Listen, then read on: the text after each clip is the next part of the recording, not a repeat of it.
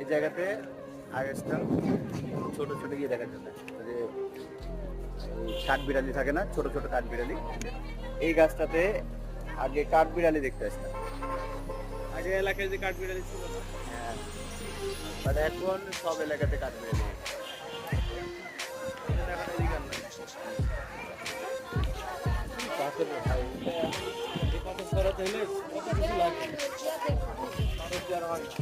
এবার যে ওই দিক দিয়ে একবার গেছিলাম, একবার স্কুল পালা আসছিলাম, ঠিক আছে, এখানে আচ্ছা এই পাশ দিয়ে একটা রাস্তা আছে, ওই ওই পাশ দিয়ে উঠছিলাম।